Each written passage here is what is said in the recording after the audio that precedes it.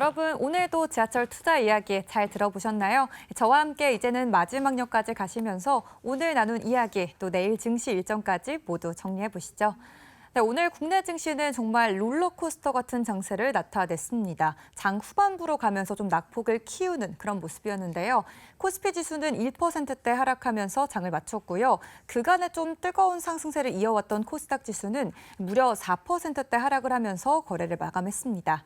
오늘 첫 번째 역은 코스닥역이었는데요. 장 초반에는 2차전 지주들이 그래도 강한 흐름을 이어가기도 했었거든요.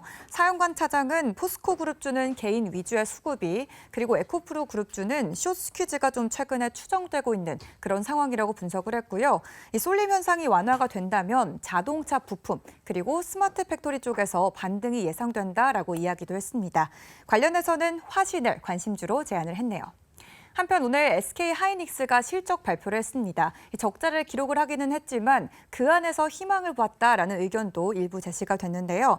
사연관 차장은 메모리 반도체 시장에 대해서 D램의 반등세가 좀 지속이 되고 있고 기업의 감산 효과는 하반기 들어서 좀 시작이 될 것이다라고 밝혔고요. 삼성의 경우에는 4분기에 흑자 전환이 예상되고 있다고 밝혔습니다. 관련해서는 좀 반도체 섹터 내에서 독점 체제를 지속하고 있는 HPSP를 관심주로 제안을 했네요. 네, 그리고 마지막 역은 시황역이었습니다. FOMC를 앞두고 미국 증시는 좀 강세를 보이는 그런 상황이었는데요.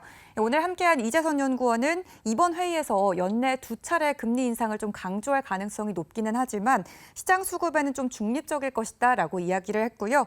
부진했던 7월의 국내 수출에 대해서는 중국의 좀 더딘 경기 회복 속도가 영향을 미쳤고 하반기 중에 좀 우리나라의 추가 증시 상단을 제한할 수도 있다라고 이야기를 했습니다. 현 시점에서 좀 이번 주에는 2차 전지의 좀 대안적인 성격으로 반도체 그리고 중국 내수주에 관심을 가져보자고 이야기를 했네요. 네, 이렇게 해서 오늘 나눈 이야기들 정리해봤고요. 내일 증시 일정도 소개해드리겠습니다. 네, 우리 시간으로 내일 새벽 3시에는 FOMC 회의 결과를 확인하실 수가 있습니다. 이번 회의에서 좀 25bp 인상이 유력한 상황인데요. 좀 이번이 마지막 금리 인상이 될지 좀 주목을 해보셔야 될 것 같고요. 향후의 금리 행보에 대해서도 어떤 메시지 내놓을지도 체크하셔야겠습니다. 또한 내일은 기아차 그리고 현대모비스가 실적 발표를 할 예정인데요.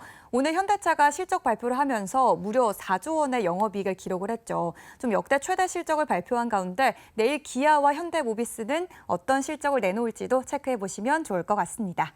네, 오늘 제가 준비한 내용은 여기까지고요. 저는 내일 지하철에서 또 여러분의 퇴근 기다리고 있겠습니다. 그럼 우리 내일 만나요. 안녕.